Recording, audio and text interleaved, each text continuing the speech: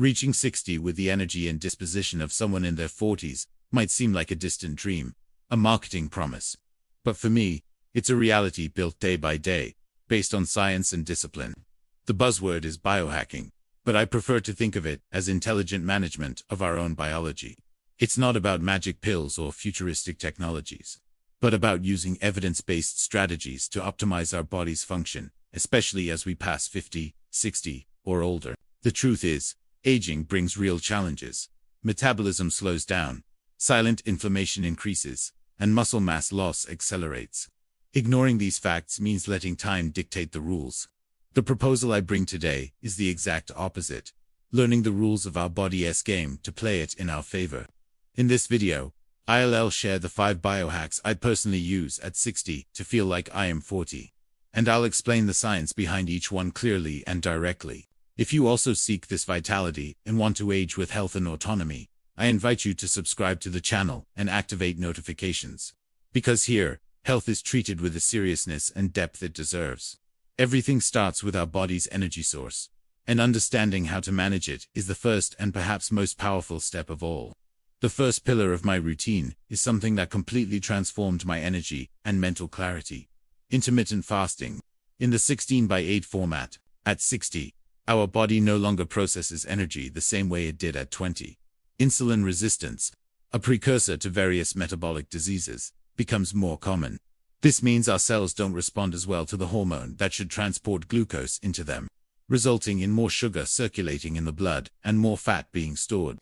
The 16/8 fast involves concentrating all your meals within an 8-hour window and spending the remaining 16 hours, including sleep, fasting, consuming only water, tea, or unsweetened coffee. The scientific mechanism behind this is fascinating. After about 12 hours without calorie intake, the body depletes its glycogen stores and begins to burn fat as its primary energy source, a state known as mild ketosis. More importantly, fasting activates a process called autophagy. Think of autophagy as your body's cleaning and recycling crew. Damaged cells, old proteins, and metabolic waste are disassembled, and their components are reused. Studies published in journals like the New England Journal of Medicine have linked this process to improved cellular health and potential longevity. It's not about starving yourself, but about giving your body essential digestive rest so it can focus on repair and maintenance, a process that becomes increasingly vital with age. The scientific evidence supporting intermittent fasting is robust, especially regarding improvements in metabolic markers like insulin sensitivity, blood pressure, and cholesterol levels. Some animal studies and preliminary human research also suggest benefits for brain health, possibly by promoting brain-derived neurotrophic factor, or BDNF, a protein that stimulates the growth of new neurons. However, it's crucial to be honest about limitations. Fasting is not a one-size-fits-all solution. Individuals with a history of eating disorders, diabetics, or pregnant women should exercise extreme caution. Therefore, implementation should be safe and gradual. No one needs to start with 16 hours at once. Begin with a 12-hour fast, which for many is simply stopping eating after dinner and having breakfast at your usual time. As you feel comfortable, gradually increase to 13, 14 hours until you reach 16. The most important thing is constant hydration during the fasting period and ensuring your eating window is filled with nutrient-dense foods. The beauty of this strategy is its simplicity and the profound impact it has on optimizing our internal machinery.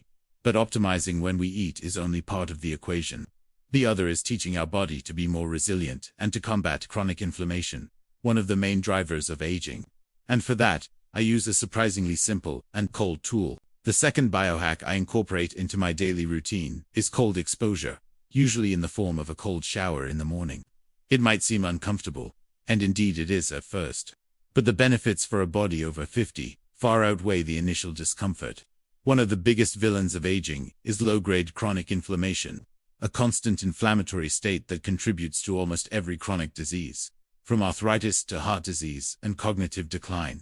Cold exposure is a powerful form of hormesis. Hormesis is the principle that a small dose of a beneficial stressor can elicit an adaptive response that makes the body stronger and more resilient. When cold water hits your skin, your body enters a mild state of shock. This triggers the release of norepinephrine, a hormone and neurotransmitter that increases focus, improves mood, and crucially, has potent anti-inflammatory properties. Studies, such as those conducted by the Feinstein Institute for Medical Research, have shown that vagus nerve stimulation, which is activated by thermal shock, can significantly reduce the production of inflammatory cytokines. Additionally, cold activates brown adipose tissue, or good fat, which burns white fat to generate heat, thus improving metabolic health.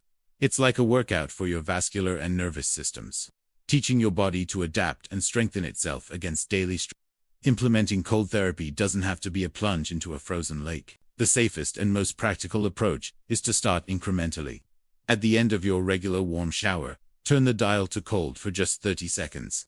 Take deep, calm breaths, focusing on controlling the initial shock response. Over time, as your body adapts, you can gradually increase the duration to 1, 2, or even 3 minutes.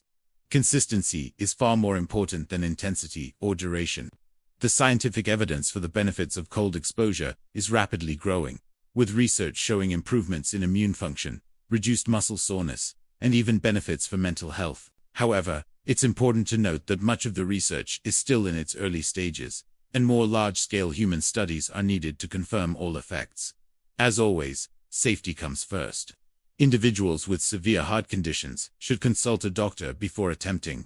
Which of these biohacks we've discussed so far have you tried or are curious to try? Leave your comment below, as your experience can inspire and help others in our community. Strengthening our system from the inside out, whether through cellular cleansing with fasting or combating inflammation with cold, is fundamental. But what about the structure that supports us? Muscle loss, or sarcopenia, is a silent reality that robs us of our independence and vitality. And the antidote for this is perhaps the oldest and most effective biohack of all. The third, and in my opinion, most indispensable biohack for anyone over 50, is strength training. We're talking about weightlifting. Starting around age 30, we begin to lose 3 to 8% of our muscle mass per decade, a process called sarcopenia. This doesn't just affect our strength for carrying groceries or playing with grandchildren. It profoundly impacts our metabolism. Muscle is metabolically active tissue, meaning it burns calories even at rest.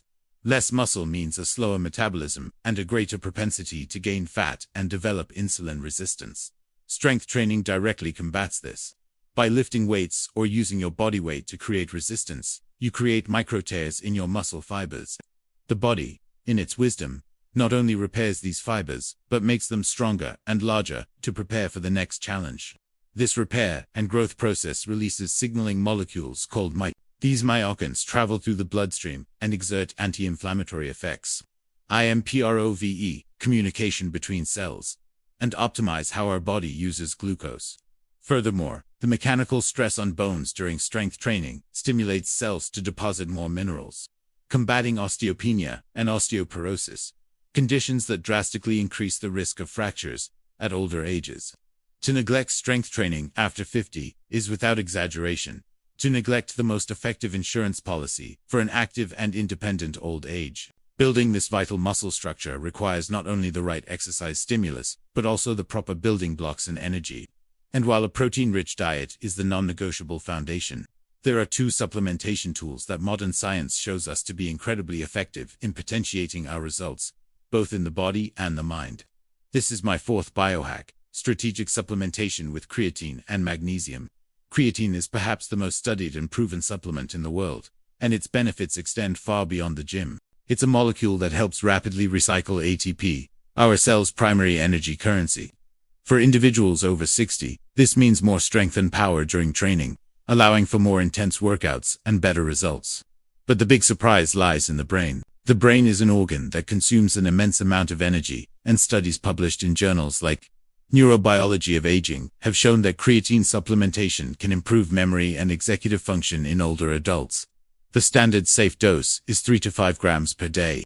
The second essential supplement is magnesium. This mineral is a cofactor in over 300 enzymatic reactions in the body, involved in everything from energy production and protein synthesis to muscle and nerve function. Unfortunately, many older adults are deficient in magnesium. Supplementing, especially with forms like magnesium threonate or bisglycinate, can dramatically improve sleep quality, reduce muscle cramps, and support cardiovascular and bone health. We can train perfectly, eat smartly, and supplement precisely. But if we don't give our body the chance to repair and consolidate all of this, much of the effort is in vain. And the arena where this rejuvenation magic happens every night is deep sleep. This is my fifth and final biohack, and perhaps the most underestimated of all: optimizing deep sleep. With aging, our sleep architecture changes. We spend less time in the deep sleep, slow wave, and REM sleep stages, which are crucial for physical and mental recovery. During deep sleep, the body releases growth hormone, essential for repairing muscles and tissues. It's also when the brain's lymphatic system becomes more active, a mechanism that washes away metabolic waste products, including beta-amyloid protein, associated with Alzheimer's disease. To optimize this process, I adopt a rigorous sleep hygiene routine. First, light. I expose myself to morning sunlight for at least 10 to 15 minutes, without sunglasses. This anchors my circadian rhythm, signaling to the body that the day has begun. Conversely, at night, I avoid blue light from phone screens and televisions, at all costs, at least an hour before bed. This light suppresses the production of melatonin, the hormone that prepares us for sleep. Second, temperature. Our body needs to lower its core temperature to initiate and maintain deep sleep. I keep my room cool, around 18 to 20 degrees Celsius. Quality sleep is not a luxury. It is an absolute biological necessity for the repair, memory consolidation, and hormonal regulation that keep us young and vibrant. By the end of this journey, I hope it's clear that these 5 biohacks are not isolated tricks, but rather components of an integrated system for building vitality and resilience, especially after 60. Let us recap. We started with intermittent fasting to optimize our energy and promote cellular cleansing.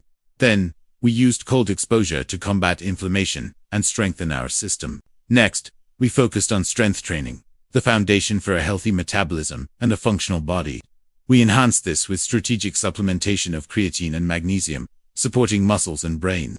And finally, we consolidated all these gains with the optimization of deep sleep, the period of repair and rejuvenation. The central message is that aging doesn't have to be a passive process of decline. We can, with knowledge and action, take an active role in our health. At 60, I feel the energy and mental clarity I had at 40, not by luck, but by conscious choice. It's crucial to remember that the information shared here is based on my experience and scientific studies, but it does not substitute for the advice of a qualified healthcare professional. Before making any significant changes to your diet, exercise routine, or supplementation, talk to your doctor. They know your history and can offer the safest and most personalized guidance for you. If this content was useful, please share this video with a friend or family member who could also benefit. Together, we can redefine what it means to age with health, strength, and, above all, with a life full of vitality.